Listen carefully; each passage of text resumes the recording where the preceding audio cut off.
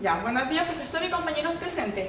El grupo está compuesto por Camila González, Aníbal Hidalgo, Cristian Rosa, Matías Valdivia y que le habla Alejandra Álvarez.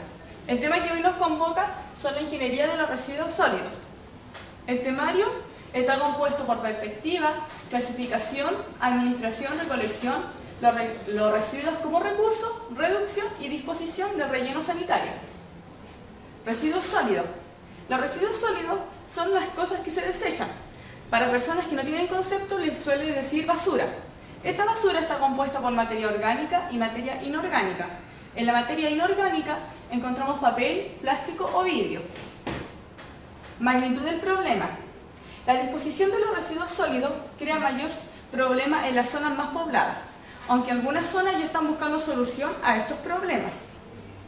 En las zonas residenciales se genera entre un 55 a un 65 porcentaje más o menos de residuos sólidos. Claro que esto depende de algunos factores, como el tipo de clasificación, o tenemos la disposición, el clima, etc.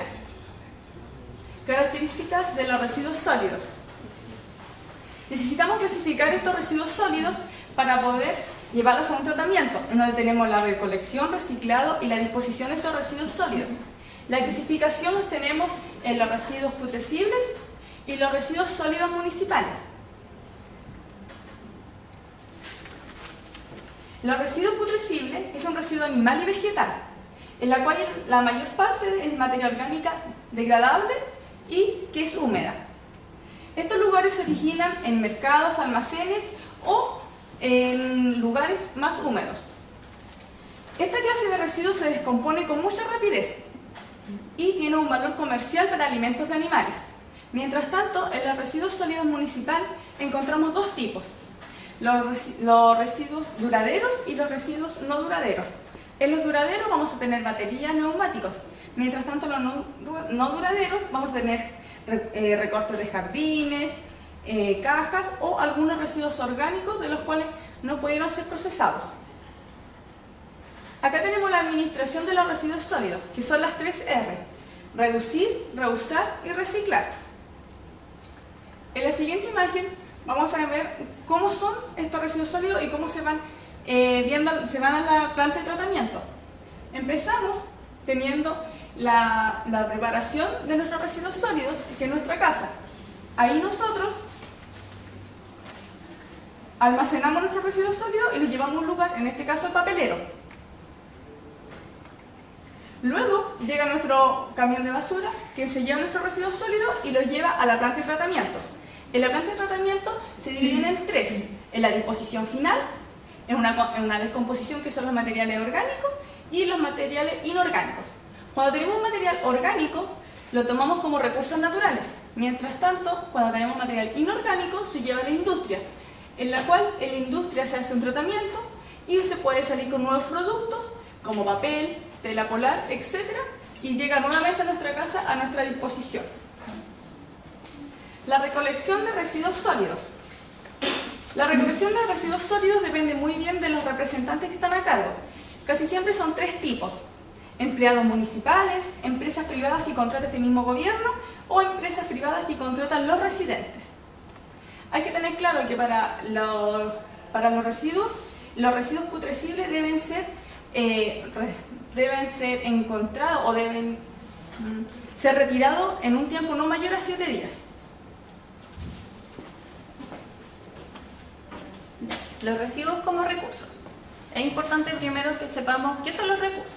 Los recursos son todos los elementos o un conjunto de elementos que se encuentran disponibles para satisfacer nuestras necesidades. Antecedentes y perspectiva. Los depósitos minerales que se encuentran en la Tierra, como todos sabemos, son limitados.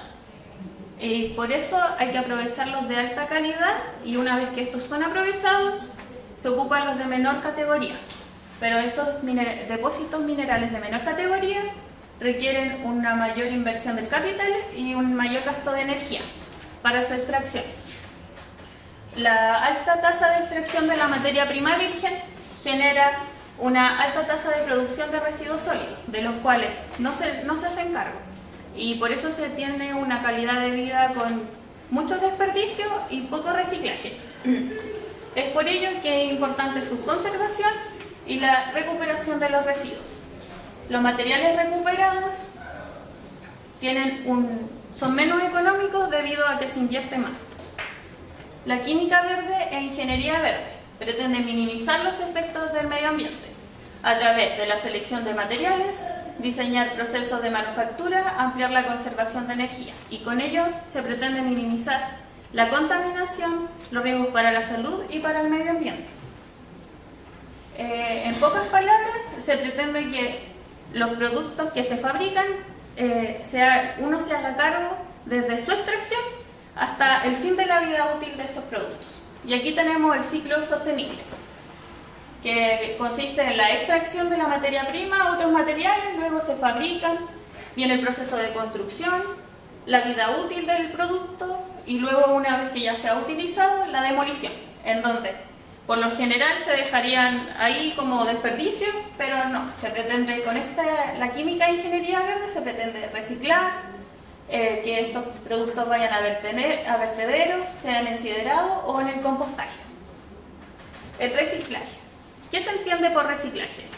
El reciclaje es un proceso de transformación mediante técnicas físico-químicas o mecánicas, a partir de materiales usados o desechados para la obtención de nueva materia prima o productos. Existen 3 tipos de reciclaje. Primero tenemos el primario, en que se pretende reciclar los materiales a través de la fabricación de estos mismos materiales, o sea, crear el mismo producto que se recicló o fabricar otro con las características similares. El secundario pretende fabricar otros productos que no necesariamente tengan las mismas características del material que se recicló. Y el terciario pretende fabricar materiales, pero a través de sacarle sustancias químicas al producto y que puedan ser aprovechados. Acá tenemos un ejemplo de un tipo de reciclaje, que el objeto es reciclado, luego el lavado, pasa por un proceso de molienda, se mezcla con nuevos materiales para que tenga más propiedades, es pasado por un extrusor y se generan nuevas piezas recicladas. Y aquí también tenemos otras imágenes de cómo podríamos aportar nosotros para reciclar. La separación de la fuente. Este tipo es otro tipo de reciclaje que pretende, a través de los municipios se imparte, que consiste en reciclar los materiales en diferentes contenedores. Tenemos residuos peligrosos, residuos orgánicos y residuos aprovechables. Dentro de estos residuos aprovechables encontramos el vidrio, los plásticos, los papeles y los metales. Dentro de los metales, los que más se reciclan son el hierro y el aluminio. Y esta es la nueva norma chilena de colores para el reciclaje. Tenemos el amarillo, donde se reciclan los plásticos, azul, papel y cartón, verde, vidrio, rojo, desechos peligrosos, y el gris claro, metales pesados, entre otros. Los métodos de recolección de material de reciclaje, esto lo imparte igual el municipio, que a través de la recolección en la orilla de la acera y los centros de recolección.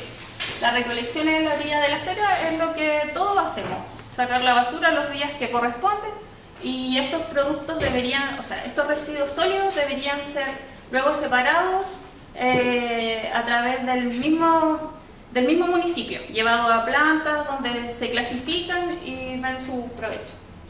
Los centros de recolección consisten en que igual nosotros podemos ir a algunos puntos limpios a reciclar nuestra propia basura. Ya, el reciclaje de material. Los más comunes son el vidrio, el papel, el plástico y los metales. El reciclaje del papel ahora lo vamos a explicar a través de esta imagen. Consiste en la recogida, el transporte, el almacenamiento. Luego, una vez que almacenado, la reconversión de pulpa, y esta pulpa es tamizada. Luego viene el proceso de limpieza y de destintado, en donde se extrae solamente la pulpa limpia. Luego es refinada y blanqueada, y una vez que está blanqueada está lista para elaborar un nuevo papel. Y esta pulpa se deja sobre una malla, la cual es pasada por rodillos de fieltro y metales calientes, y se genera un papel reciclado. El reciclaje del vidrio. Ya. Una vez que está recolectado el material, pasa por un proceso de purificación, luego es triturado, purificado nuevamente, este vidrio es derretido y forma nuevos productos. El vidrio es uno de los materiales reciclados que es más fácil su proceso y por eso como que se recicla habitualmente. Ya, las mejoras del mercado de reciclaje. Los factores que afectan el precio del mercado son las condiciones económicas, la demanda general, la calidad de los materiales recuperados, el costo de transporte, el mercado de exportación, la diferencia entre oferta y demanda y la legislación. Estas son las más importantes y de ellas depende la toma de decisiones para que los materiales sean reciclados. La elaboración del abono orgánico. Este proceso consiste en la descomposición de la materia orgánica y todo lo podemos hacer en nuestra casa. Acá tenemos una imagen que representa el ciclo, en la cual consiste en ir a través de estratos poniendo diferentes materiales orgánicos y irlos apilando. Luego se adicción de oxígeno con agua y se empieza a compactar cada vez más y genera un suelo orgánico. Y en esta imagen se puede apreciar un ejemplo de un compostaje. Otro tipo de compostaje es la lombricomposta, que es el mismo proceso, pero se introducen lombrices rojas, las cuales ayudan a acelerar el proceso. Y acá tenemos el beneficio del compostaje o del abono orgánico, es que genera una tierra muy fértil y con muchos nutrientes. La reducción de la fuente. Esta es una forma de aprovechar mejor los materiales que se fabrican, minimizando la cantidad de toxicidad y cantidad. Los beneficios que esta presenta es una disminución económica, una protección a los recursos naturales y minimiza la contaminación que producimos. Los medios para la reducción de la fuente son dos principalmente, que es la reducción de los residuos y modificación del proceso, que consiste en los productos que ya existen, diseñar o fabricar nuevas formas para que estos disminuyan el material. Un claro ejemplo de esto es que en 1977 las botellas de vidrio pesaban 68 gramos, en cambio ahora en la actualidad pesan 51 kilogramos. Y otra forma es la reutilización de los productos. Es que una vez que se termine la vida útil para lo que se diseñó este producto, no acabe ahí, sino que se tomen estrategias para construir y utilizarlos de otra manera conveniente. Un buen ejemplo de esto es la construcción y ocupación de los ecoladrillos, que se pueden fabricar casas y todo ese tipo de cosas. La educación y legislación. Este es un punto muy importante, porque para que tengamos una conciencia hay que generar un cambio cultural, que a través de la adaptación, la educación y la sensibilización. La sensibilización.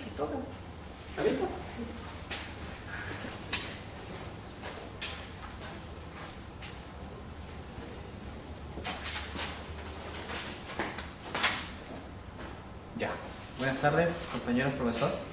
A mí me tocó hablar un poco sobre la reducción de los desechos sólidos, ¿ya? Cómo estos son procesados y son eliminados o disminuidos a través de procesos térmicos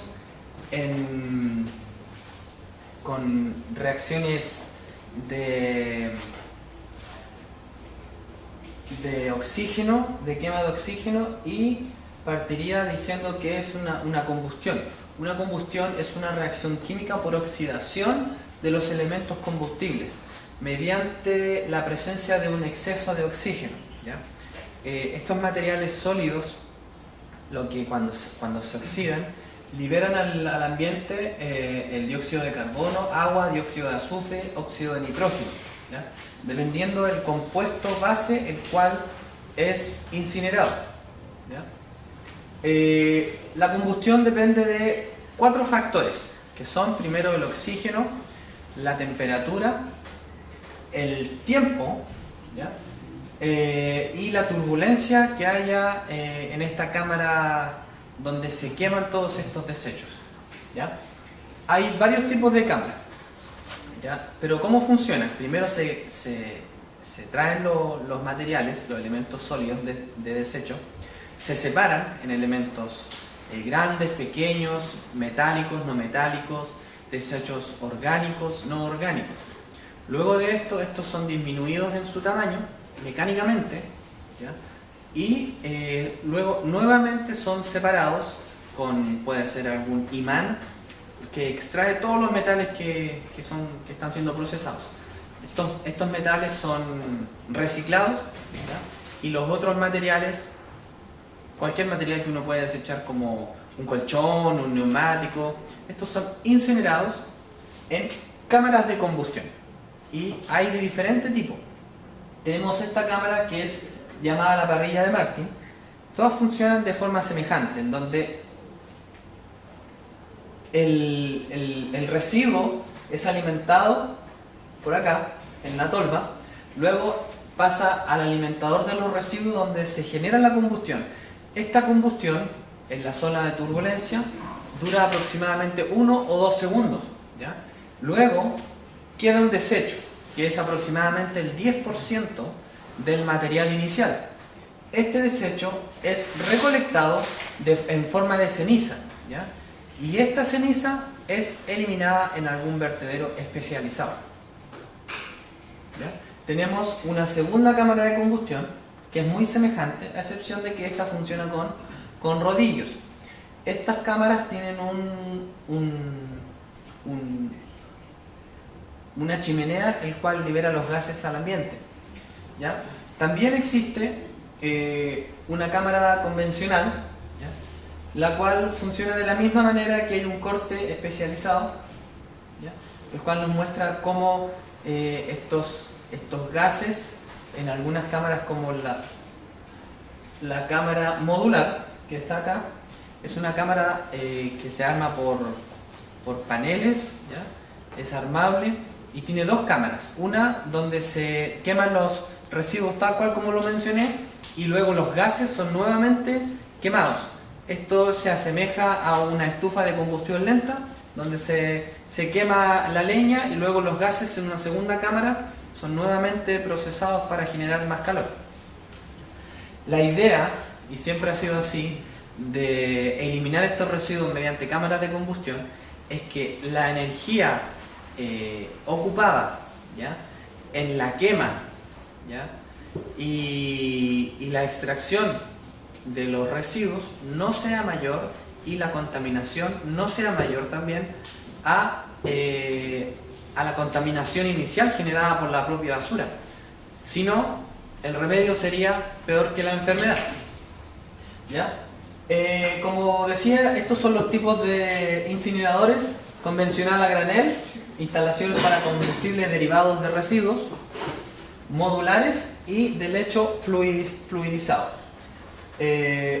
Los convencionales a granel requieren de poco tratamiento, sí necesitan ser disminuidos en su tamaño los desechos. Es una combustión no autógena, por lo tanto en su inicio necesita de una combustión externa, ¿ya? Necesita una flama externa que se le pueda generar para que pueda generar el calor necesario, y reduce hasta el 90% de los desechos, quedando el 10% para ser desechados nuevamente como ceniza. Los modulares, que son unidades prefabricadas de capacidad de 5 a 120 toneladas, 2 cámaras de combustión como les mencionaba. Estos tuvieron un buen inicio porque eran más económicos de instalar, pero luego con nuevas regulaciones se estimó que los desechos que se generaban, ese 10%, no necesariamente tenía que ser desechado en cualquier lugar, tenía que ser un lugar especializado. producto que eran muchas veces materiales peligrosos. Por lo tanto, las reparaciones y las mejoras que tenían que darle a este tipo de incineradores hicieron de que la producción decayera, ya no se usaran tanto, ¿ya? Y hoy ya están en retirada y prácticamente no se usan. No así el de lecho fluidizado, el cual consiste en calentar arena desde el fondo, ¿ya? Inyectar la basura desde arriba y esta arena es empujada muy fuertemente hacia los desechos, los cuales son destruidos por esta arena muy caliente que sobrepasa los 850 grados Celsius. Y lo bueno de esto es que trabaja muy bien con altos niveles de humedad. O sea, usted puede meter un colchón todo mojado y se va a quemar sin ningún problema, ¿ya? Las instalaciones para combustibles derivados de residuos, parte de combustible de residuos sólidos se separan, ¿cierto? Se desintegran y la fracción combustible se vende a usuarios externos. Como para generar energía también, la basura sirve como elemento inflamable para generar calor, temperatura, vapor, etc. Y estos residuos también son vendidos, sirven para eso, no solamente eliminarlos por eliminarlos. Todo esto de la quema, la expulsión de gases tóxicos al ambiente, genera problemas de salud pública. Por lo tanto, estas cenizas de fondo contienen plomo y cadmio y son residuos peligrosos que tienen que ser desechados en lugares específicos. Y hoy tenemos vertederos especializados en productos químicos altamente nocivos para la salud. Estos efectos sobre la salud, en un inicio, no está comprobado de que generen problemas serios a la salud, pero sí hay estudios que indican que mientras más cerca de un vertedero hay más problemas respiratorios, enfermedades como el cáncer, aunque no se ha encontrado un indicio de que es así, se presume que es, ¿ya? Los trabajadores de estos incineradores o plantas de reducción de desechos sí tienen más niveles de plomo, cadmio y mercurio.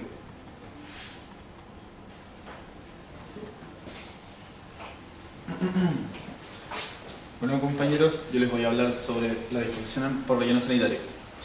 Si bien la reducción de la fuente, la reutilización, el reciclaje y el abono, los métodos vistos anteriormente en esta presentación, son métodos muy amigables con el medio ambiente, lamentablemente cierta parte de los desechos domiciliarios van a tener que llegar lamentablemente al suelo. Bueno, en el contexto local tenemos esta noticia de junio del 2014 que nos habla que a los rellenos sanitarios de la región, a los 4, le quedan 3 años de vida útil.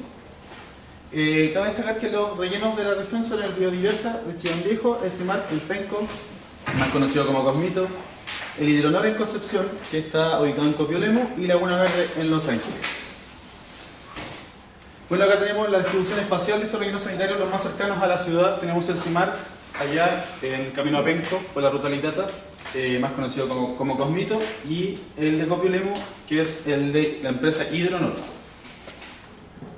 Hay que destacar la diferencia entre relleno sanitario versus vertedero. El relleno sanitario almacena rellenos sólidos domiciliarios asimilables o dispuestos para la putrefacción, y su objetivo es minimizar las molestias y riesgos para la salud y la seguridad de la población y el medio ambiente.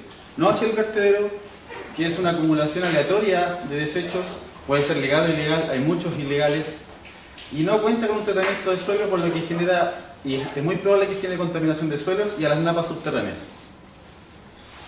Bueno, un poco de historia. En Estados Unidos, en 1979, la Agencia de Protección Ambiental prohíbe los tiraderos, o más conocidos como vertederos, los que han sido sustituidos por rellenos sanitarios en la actualidad. En Chile, recién en el 2007, la Subdere promueve la implementación de estos sistemas integrales de gestión de residuos, o sea, los rellenos sanitarios en diferentes regiones del país. Y el año siguiente, el 5 de enero, se publica el decreto 189 que aprueba el reglamento sobre condiciones sanitarias de seguridad básicas de los rellenos sanitarios. Bueno, la normativa chilena, el Ministerio de Salud, por medio de la Subsecretaría de Salud Pública, publica el decreto 189 ya mencionado anteriormente, y este documento rige hasta el día de hoy las instalaciones de este tipo en el país. Hay múltiples variables para la construcción de rellenos sanitarios, pero la más importante y la más problemática para ello es la ubicación. La ubicación es bien delicada en ese sentido, y esas variables quedan establecidas claramente en el decreto 189. En el artículo 9 de este decreto habla sobre que la zona de protección de 300 metros al interior del sitio no se podrá construir ningún edificio para uso habitacional ni de servicios. En el artículo 10 habla que el sitio deberá ubicarse a más de 600 metros de toda captación de agua existente y a más de 60 metros de todo curso o masa de agua superficial. El artículo 11 habla que no podrán emplazarse rellenos sanitarios sobre suelos saturados en aquellos que puedan existir afloramientos de agua, tales como humedales, riberas húmedas y bordes costeros. El artículo 11, en ese mismo artículo, habla sobre que no podrán asentarse sobre fallas geológicas activas, sobre terrenos con peligros de remoción en masa, es decir, flujos, pueden ser flujos de detritos, flujos de agua, peligro de deslizamiento o derrumbes, peligro de subsidencia o asentamientos excesivos, y zonas de geología kárstica, donde se pueden formar sumideros, donde se puede colar el residuo, y zonas inestables o insuficientes de soporte de carga. En el artículo 12 habla que se deberá demostrar que el sitio cuenta con suficiente material de cobertura, que es el material con que se cubre finalmente el desecho a lo largo de toda su vida útil, o establecer los lugares de donde se va a obtener este material para el recubrimiento de la zona. Bueno, la observación entre la comparación de la normativa estadounidense y la normativa chilena es que la variable de la oposición de la ciudadanía es una variable muy tomada en cuenta por las autoridades norteamericanas, y esto dentro de la normativa chilena no aparece. Bueno, en la operación de relleno sanitario, el método de operación más frecuente es el método del área, el que consta con 3 pasos. El primer paso es tender el residuo, el segundo es compactarlo y el tercero es cubrirlo con una capa de suelo diaria. Al término de cada día se debe cubrir con una capa de suelo respectiva de a lo menos 15 centímetros de espesor. Aquí la norma chilena habla sobre, el artículo 37 habla sobre esto. La basura está dispuesta a deberá ser cubierta con una capa de material de cobertura de al menos 15 centímetros, como ya lo mencioné. El artículo 38 habla sobre que el material de cobertura debe tener una conductividad hidráulica no mayor a 10 elevado a menos 4 centímetros por segundo. Y el artículo 44 habla que la emisión de malos valores del líquido lixiviado, del que vamos a hablar prontamente, podrá ser causa de la suspensión de las actividades del relleno sanitario, o es decir, podrá ser clausurado. Bueno, acá tenemos un esquema sobre la operación del relleno sanitario, donde podemos ver que el camión recolector que pasa por los domicilios deposita el desperdicio, pasa un compactador de basura que lo esparce, y luego de eso, luego del día de operación, deposita encima el material de cobertura. Acá podemos ver cada celda del relleno sanitario y podemos ver la evacuación de los gases y la evacuación del material lixiviado. Bueno, aquí tenemos el esquema de disposición de las capas del relleno sanitario, donde, como mencioné, están ubicadas las celdas con una pendiente normal de 13/1 y la cubierta diaria de 15 centímetros. Al final de la operación se pone la cubierta final, de la que hablaremos ahora. La capa intermedia es de 30 centímetros, que tiene que ver exclusivamente con los días de exposición del material. Si los días van de 7 al año de exposición, se debe cubrir con una capa de 30 centímetros. Y la capa final es de 60 centímetros cuando lleva más de 365 días de exposición o cuando el relleno cierra. Bueno, el lixiviado es un líquido que ha percolado o drenado desde y a través de los residuos sólidos, y es un líquido de origen exclusivamente resultado del proceso de putrefacción o descomposición de la materia orgánica de los residuos domiciliarios. Acá podemos ver en esta fotografía satelital las piscinas de lixiviado, de acumulación de lixiviado del relleno sanitario Semarc, ubicado camino a Penco, más popularmente conocido como Cosmito. El control del lixiviado se hace con el fin de evitar la filtración de este líquido contaminante hacia afuera del relleno, y así impedir la contaminación de aguas subterráneas y principalmente las napas que se encuentran bajo el terreno. Su filtración se controla principalmente con el uso de geomembranas, que es un geotextil forrando el fondo y los taludes laterales del relleno y así evitar la filtración del líquido. Una vez captado el líquido percolado, se lleva a pozos de almacenaje conocidos como balsas de lixiviado, donde queda a la espera de un posterior tratamiento que veremos más adelante. Acá se ve en la fotografía el forramiento completo de esta piscina para la depositación del fluido. El control del lixiviado se hace mediante la ya mencionada geomembrana, que está ubicada entre una capa de suelo compactado con permeabilidad máxima de 1 por 10 elevado a menos 7 centímetros partido segundo, y sobre ella se deposita una capa de suelo granular, es decir, de alta permeabilidad, que puede ser arena o gravilla. El sistema de recolección consta de estos tubos dentro de esa capa. Recolección de lixiviados.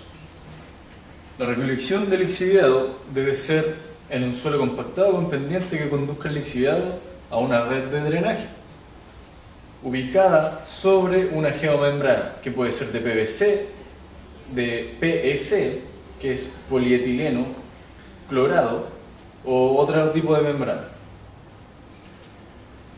Ya finalmente, después de usar la membrana, se coloca un material hidráulico granular de alta conductividad hidráulica, que también sirve como protección de la geomembrana para que no pueda ser penetrada por los residuos que pueden dañar. Acá tenemos un ejemplo de la recolección de lixiviados. Este es un ejemplo de la geomembrana que se utiliza. Después tenemos los tubos, la red de tubería, y sobre la red de tubería y protectora de la geomembrana va el material altamente hidráulico.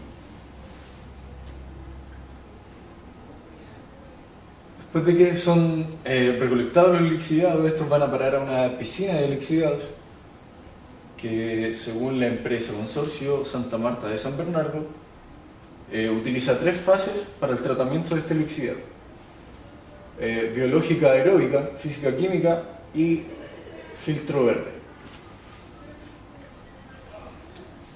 Aquí tenemos un esquema donde los lixiviados van a parar a la piscina, son transportados a la primera fase biológica aeróbica, que es la remoción de carga orgánica, líquidos y sólidos. Esta remoción son mediante un cultivo de bacterias que hacen un proceso de aireación y deshidratación de lodos biológicos. La segunda fase, que es la fase físico-química, es la remoción de sólidos en suspensión y algunos metales y sales. Este proceso se lleva mediante un proceso de coagulación, decantación, filtración y desinfección.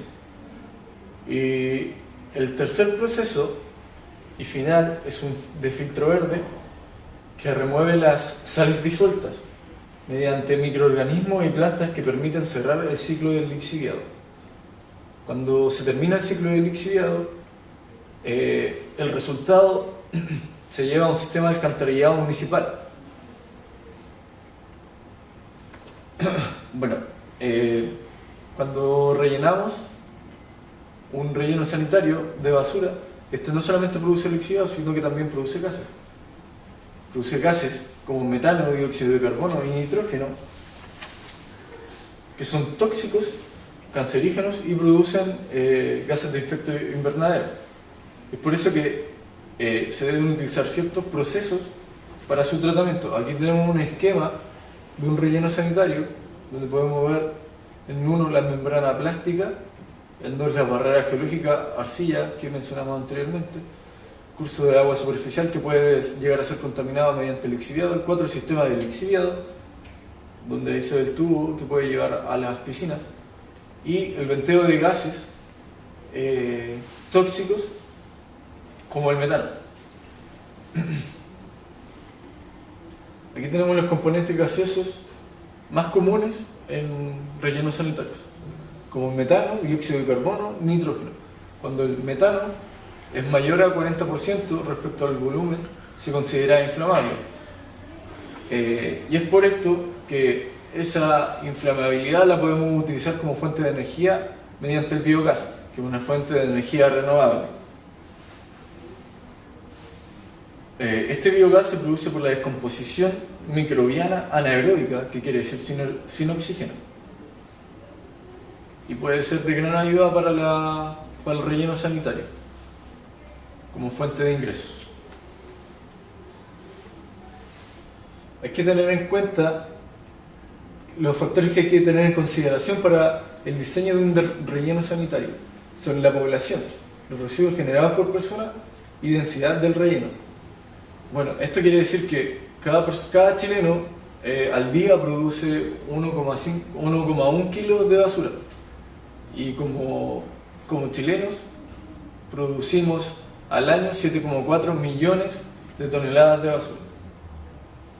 Como mencioné anteriormente, el vertedero Santa Marta, uno de los vertederos más grandes en la zona sur de la capital, que posee 296 hectáreas, donde anualmente recibe 1,3 millones de toneladas de basura. O sea, recibe mucho con respecto a Santiago.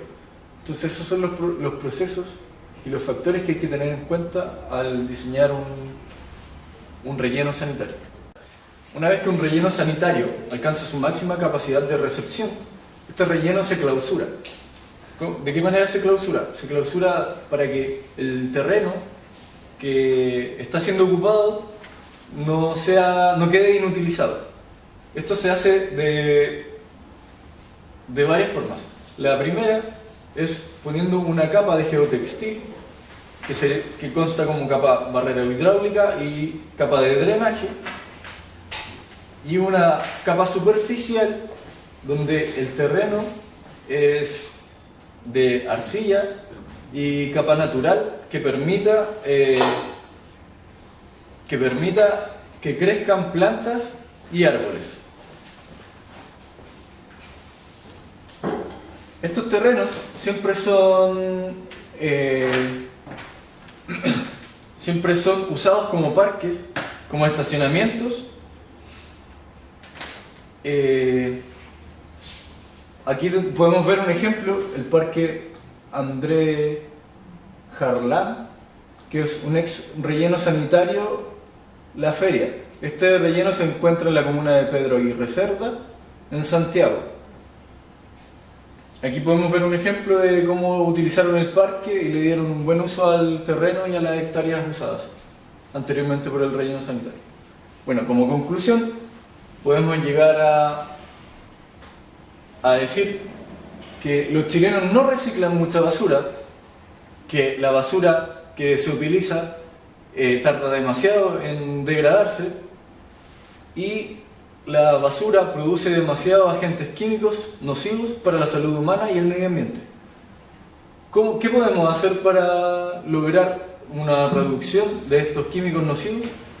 Podemos ocupar las reglas de Greenpeace, que son reducir el uso de basura innecesaria como plástico, reusar materiales como latas, no llegar y tirarlos a la basura, y reciclar, que es lo más importante.